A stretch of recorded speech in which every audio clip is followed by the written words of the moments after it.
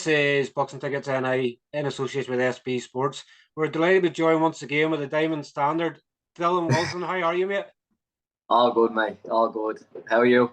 All's fantastic. I guess it's a slow start to the year. I guess no boxing really on anywhere. You sort of like Saturday night. I think I was in my bed before 10 o'clock, and I'm missing a boxing show or something here. I know that obviously Javonta Davis and things like that was fighting in America, but do you know when Yeah. you just feel like you're missing something? And I I guess feel, I guess for you yeah. yourself, I know you've had three fights back to back there, pretty much the end of 2022. But do you feel like yourself even you're missing boxing at the moment? I guess you're probably still training away, but do you sort Yeah. of miss putting the gloves on and having a fight sort of at the moment? Yeah, like that. And then over the break there, it was weird, like going home early from the gym, like not hanging around extra session, and you're going home and you're sitting on the sofa and you feel guilty. You're like, what am I doing? Like I should be in the gym now doing rounds or on a treadmill or something like that.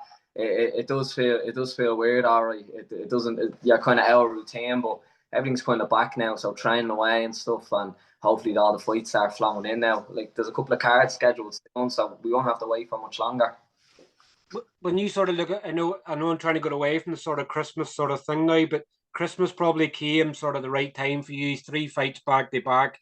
You needed a bit of rest and recovery. Did you Yeah. indulge a wee bit too much over Christmas with obviously, you've people's giving you selection boxes, you're getting all sorts shortbreads, and then you've obviously all the foods and everything else. Did you overindulge over Christmas and now you're gonna have to work harder or Uh, wait, was that for you? No, like I tell you, I was in camp during my birthday and during me and the missus' anniversary and stuff like that. So everybody was kind of avoiding giving me like drink, no, like alcohol, because everybody knows like I drink whiskey and stuff like that, and I love chocolate. Well, everyone was kind of dodging giving me stuff like that. But after the fight, then it was like Christmas came early. Everybody was giving me selection boxes, big bars of chocolate, stuff like that. But to be honest, being in camp for so long for the three fights back to back, I felt eating it. I wasn't able for it. And even like as the break got longer over the Christmas and the New Year's, I wasn't able to keep up or anything. I haven't even put on that much weight. I'm actually like I'm still lighter than me fighting in Inverness back in September. I'm still walking around lighter than that. I guess that's music. They obviously, Yeah. to your ears. I guess it doesn't mean you don't have to put your body through a slog. You sort of lose the weight before you start training for a fight. So I guess your metabolism's just because of fights so back to back. There, your metabolism's just in fight mode still, and it's like your body saying, "No, Dylan, you're not eating this last bar of chocolate." It's just put it in the cupboard for another day. Or give it to the missus. I no exactly.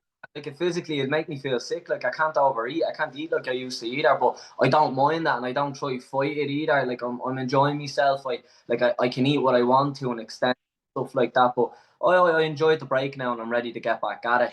And it's nice too, not putting on that excess weight that I used to when I was younger. When I was younger, and I would blow up.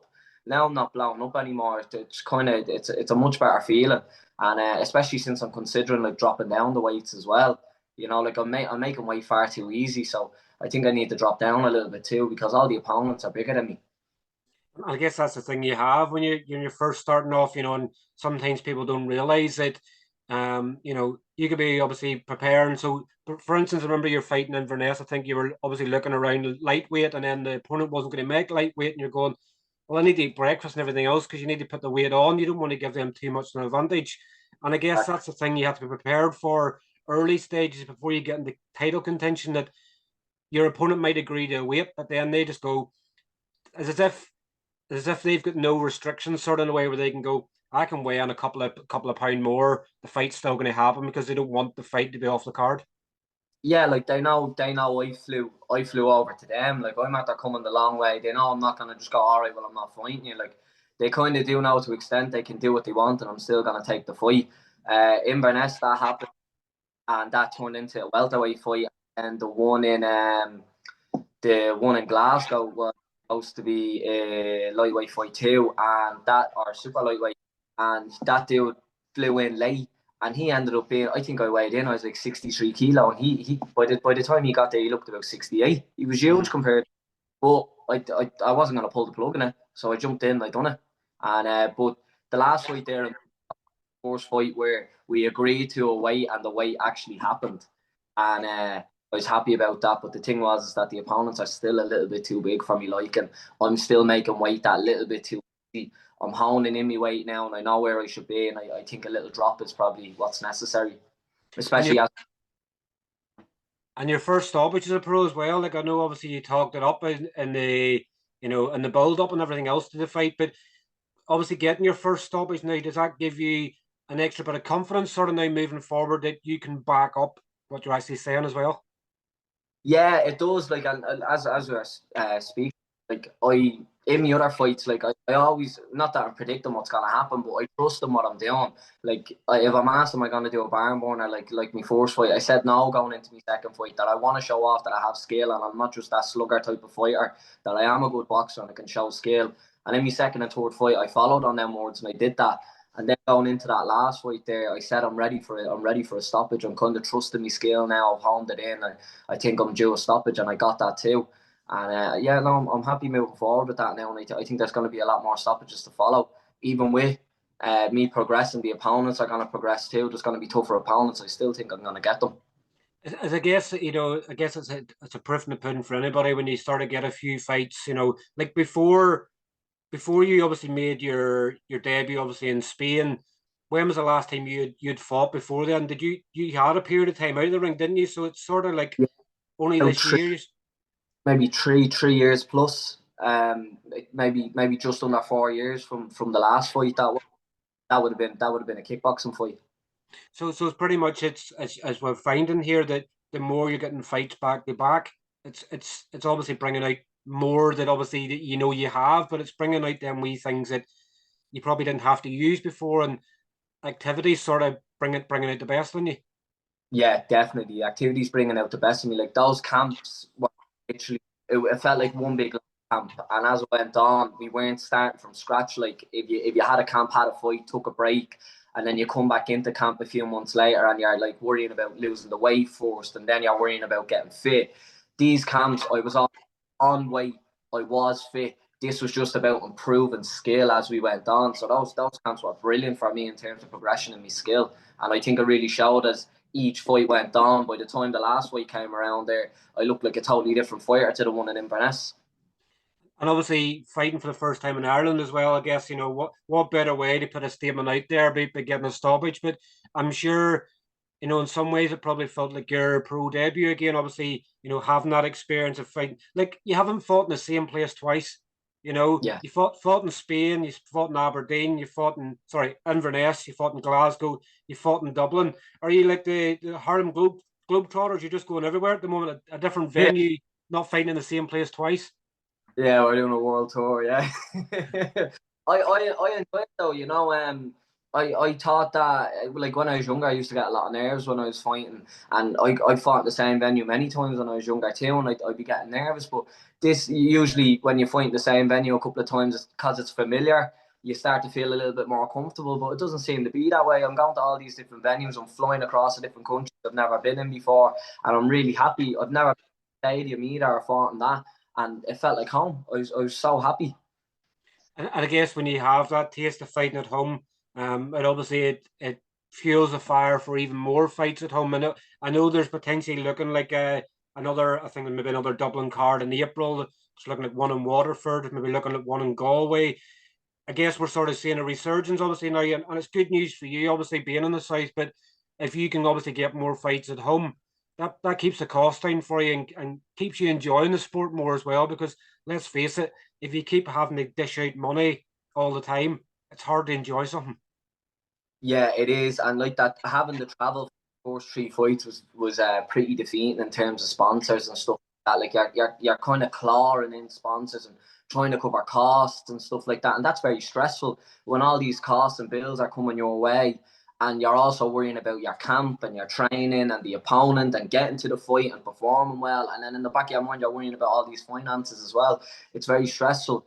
Where the fight in Dublin there, being able to sell tickets and not have to have those excess travel expenses in terms of traveling and accommodation and stuff like that, it was a lot more comfortable. It was, and I was able to focus on the fight a lot more, and I feel it benefited me. So I do hope there are more fights in the south for me, and I hope I'm invited onto the cards, and I hope I do well on them too.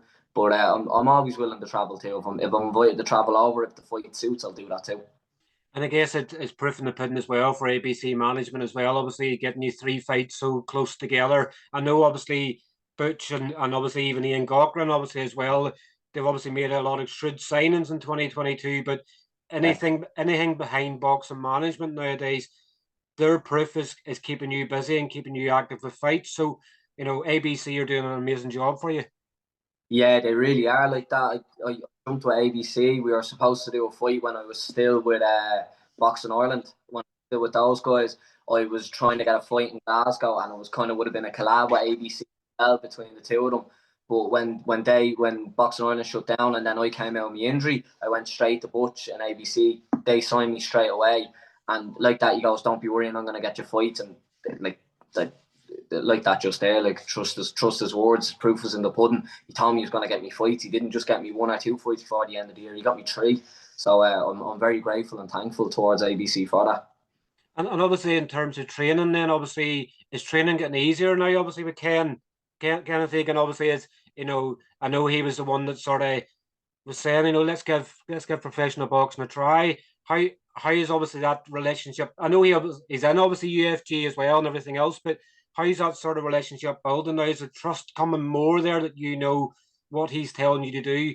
You're now giving back sort of to him. They say, well, we're protecting a stoppage. We've done it. What do you want me to do next? How can we bring more of you out in your next fight? Yeah, definitely. The trust is very high. The trust is there, and like that, there's other coaches in the mix as well. Like there's Finbar too, and Ken and Finbar, they communicate very well between my training, and I trust the two. I trust the two boys equally as much. And if they tell me to do something, I'm not questioning it. There's times in those fights and when we go sparring that I'm in autopilot and I'm literally just going off their instructions, and I don't really have to think for myself. And I think that's a high amount of trust when you're hearing your coaches call shots and telling you to do something, and you're not even there's no hesitation. You're just doing it and it's flowing. I think that's great. And moving forward into the next fights now, I think it's going to be good too, as it's just building and building, and it's becoming more of a flow. I think we're just going to benefit from that. And how's the kids obviously in the classes taken now? Because I'm guessing obviously some of them obviously watched you in Dublin and everything else. So how are they sort of, taking obviously the fact that they probably now believe you're more a professional boxer because they've actually watched you in action rather than on the TV? How is that sort of, has that changed obviously in classes since Dublin, or is it sort of the same? Yeah, like a lot of the kids can watch me that time, and you could kind of see them after they were a bit shocked. All like obviously watch me on the phone and on the TV when I was fighting away, but I think it was a little bit different for them when they got to see me in person and doing what I'm doing, bringing them kind of in front of them. I think a lot of them did. I'm very kind and nice to the kids. They're only some of them are only really young, and I don't think they thought I had that bit of a streak in me, and Mm. so I looked a little bit scared after it. And I go back into classes as well, and they're listening a lot better now too. There's no back chat either, but the kids are great and they're always good support, and they're probably the number one fans. They are. They really feel me. They do. I guess it's good motivation sort of for you in a way where obviously you're nearly obviously both like a role model sort of for them in a way where some of them might be obviously having dreams and aspirations of you know, kickboxing, MMA, Muay Thai, obviously boxing, whatever they want to go down, they can use you as a motivation and going, I want to be like you. So you're nearly having to sort of have that perfect role model mentality for them, always smiling, always happy, always enjoying training, always up for a laugh, because they're going to watch everything that you do. Definitely, and like that, I am starting to notice that as well. They're not just watching me inside the club and in classes, but they're watching me when I'm outside, when they're doing other classes. Like they'll see their eyes on me and stuff like that. Some of them have Instagram now, the older ones, so they're watching Instagram and making note that they're just seeing what I'm doing on that as well. Like even when they pulled me after, he's like, "Where did you go after your fight? You went out?" And I was like, "What are you talking about?" They're looking at my Instagram pages if they're seeing me on nights out and stuff. So I really have to be careful when it comes to the younger guys, and try to be the best role model I can, because their parents tell me too that they're watching everything I'm doing and they're trying to follow me. So I hope I am a good role model to them, and I hope I keep that up. It's a very important thing sometimes, particularly with kids nowadays. You want to steer them on the right path. So if you can obviously do wee things that can influence them and keep them away from sort of bad things that can happen in life, as we all know. Drinking, drugs, and and everything else. If you being a role model for them can keep them on that right path and keep them chasing goals, then that's a benefit to you as well. Definitely. And like that, even some of the parents have pulled me and even asked me to have a chat with them and having a little bit of hassle feel, or they're acting up at home as well. Like I never thought I'd see the day where a parent was pulling me, asking me to have a chat with their kid because they listened to me. So like that pulling the odd teenager as well because they're kind of acting out at home and acting out in the streets as well, and you're pulling them.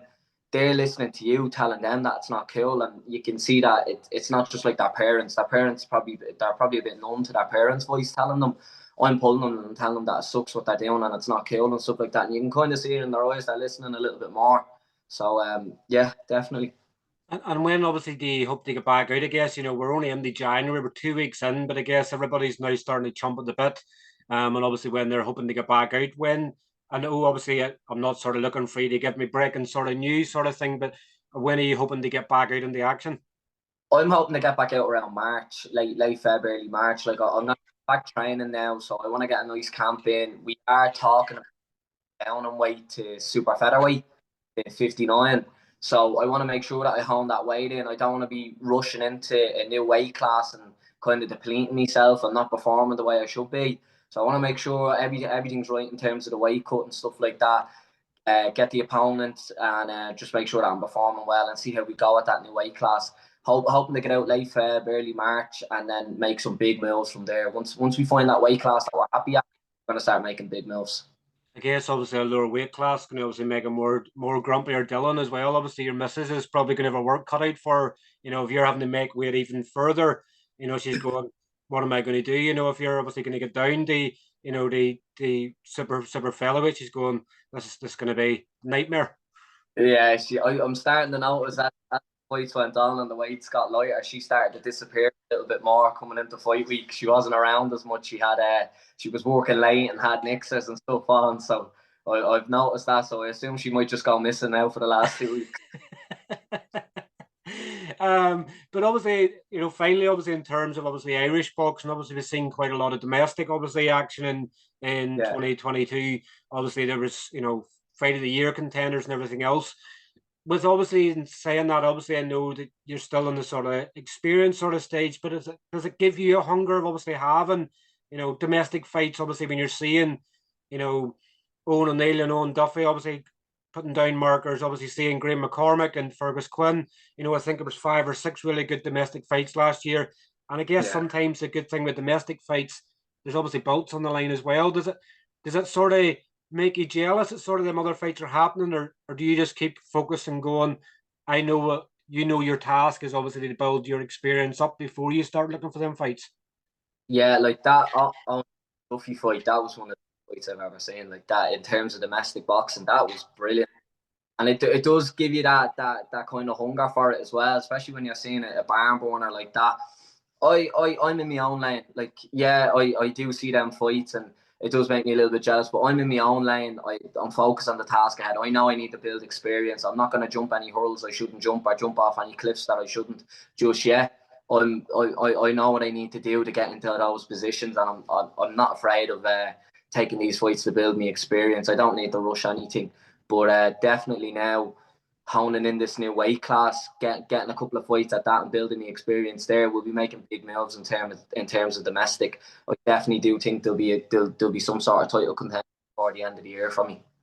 And I guess obviously super featherweight and obviously lightweight gives you sort of some more options there as well. Because sometimes when you sort of look at lightweight and you've obviously Gary Cully in there, you're going, well, that's one that's definitely long gone, and everything else, So at least if you can make super featherweight and make it very good, then it gives you more options sort of moving forward as well.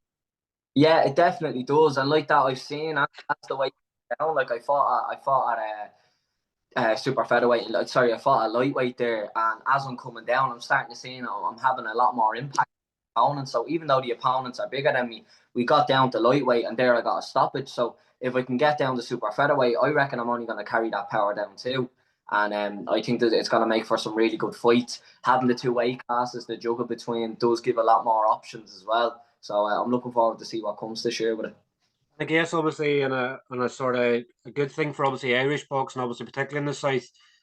you maybe obviously maybe not have your eyes sort of set in a Katie Taylor card, because I think sometimes they maybe potentially obviously get on that card. You're obviously going to have to really take obviously a real jump up in class, maybe a matchroom fight or something like that. What obviously impact for you? Do you obviously, seeing somebody like Katie Taylor obviously who's done everything in boxing, potentially obviously getting her dream and obviously fighting in Croke Park in 2023, will that, for you now as a professional boxer, even maybe being there, will that sort of add more levels to your game and obviously inspire you to obviously achieve greatness? Definitely, like Katie's coming. It sounds like it's coming in May in Croke Park. It does, it does suck. Like I'd love to be on a card like that and it'd be an honour, but I just think I'm a little bit too early in my career for something like that. Um, who knows? A couple of big fights there, and I'm gonna take a fight in March, and who knows? I could have that activity and roll into April. We don't know what can happen. Anything can happen. But I doubt I'll be on it. But I'm okay with that. I'm gonna have my time. Like I'll have my own time in Croke Park in the future. I'm all right with that. I'm comfortable with that. I'll be at the Katie fight anyway, no matter what, whether I'm fighting or watching and supporting. I'll be there, so I'm okay. I guess sometimes, it's like if you promised Eddie Hearn you could sell 1,000 tickets, you'd be on the card, but I guess you could probably know, being obviously a Dublin lad and everything else, that, if you were to mention you were going to be on Katie Taylor's card, you could sell 1,000 tickets. But the problem is sometimes it's in giving you that trust, and that and everything else, at the end of the day, if they keep more Dublin boxers on the card, it only helps to boost it out even further, build the range of how far the umbrella can go and getting people to Croke Park. But you know, it's probably maybe at the minute looking potentially Croke Park might not happen. I think there's too many hurdles, but maybe the Aviva might be obviously another good understudy for that. Yeah, I seen that there today. I actually seen a headline today in it that the Crow Park, it just might be too much. People are putting up too many blocks for them. I think it's silly, like Katie's a hero. I think they should be knocking down those rules and doing everything possible and bending rules left, right, and centre to get her there. The public want it, the country wants it, people outside of the country want it. Everybody wants to see Katie home, and I don't know why they're making it so difficult for it to happen. But you don't do it in Crow Park, they'll do it in the Aviva. I don't care where they do it, but they need to do it. And I think it's going to open a lot of doors for Irish boxing as well. We can pull a card off like that just once, we can do it again and again, and it just brings more fights to Ireland and bigger fights, and I think it's great for everybody. 90,000 at Croke Park. There'll be eyes watching everywhere in the world. It's one of them where people will talk about it for years to come and leave memories. And I guess where Katie's, we talk of obviously role models and everything else, but Katie's been a role model for not only women's boxing but Irish boxing in general. Can you imagine how many people that might inspire? That's kids that are coming up, and obviously you've young kids and everything else in the gym. How many of them kids that can inspire to go, I want to be like Katie Taylor, I want to sell out Croke Park. There's more to it than probably just Katie, but for Irish boxing in 10, 20, 30 years to come, like, people still remember Muhammad Ali obviously fighting in Dublin as well. So if people can remember that far back, then they'll obviously remember Katie for generations to come. Definitely. Look, we were only looking at a picture of when Muhammad Ali was there, and we knew somebody that was a guard, and he's in the picture holding Muhammad Ali back from when he was losing it after the win. But that just shows we're still talking about things like that. Katie coming as well. Even like I know a lot of people don't like him at the minute, but when Conor McGregor came to Dublin and fought in Dublin, when he was a great role model and people did love him, the amount of young kids that signed up martial arts the very next day, and people still talk about, and people still have that reason by why they started and have gone in the right direction with it. Same thing with Katie. If Katie comes here and fights, the impact it's going to have from little kids to older people is going to be amazing. People in 20 years will be talking about why they started boxing, and it'll be because Katie came to Ireland and had that big show, and people were watching that day. So that's giving me goosebumps even thinking about it. Obviously, Croke Park and walking out. It's probably one of them special occasions. And I say it'll be nearly like a Daniel O'Donnell concert. You nearly have to have 4 or 5 nights back to back, sort of. Or was it Gareth Brooks? Sorry, one of the Gareth Brooks one that was cancelled, but it was 4 or 5 nights back to back. You could have that with Katie. The effects you'd Oh, have. sell out every time, every single time. I just really hope it happens. Fingers crossed. But obviously, I'll obviously thank you once again for obviously having the catch up. It's obviously good to get a good catch up. Fingers crossed you obviously get some fight news soon. Yeah, And I'm sure we'll obviously have you on again very soon, as we always do. I think you're probably one of the most active sort of fighters we have, but it's proof in the yeah, pudding that you want to talk and obviously want to build your career. yeah. but obviously I'm sure we'll catch up with you very soon. And hope everything stays safe and stays well with you, Dylan. Thanks very much, mate. I appreciate that. I'll be straight on to you. You'll be one of the first to know as soon as I get fighting else. Fantastic. Well, thanks very much, and enjoy your day. Obviously, I know you've kids' classes later on, but enjoy your day, and I'm sure we'll catch up with you very, very soon. 100%, mate. Thanks so much. I'll chat to you soon. Cheers, Dylan. Thank you. Thanks. Bye. Bye. Bye. Bye. Bye.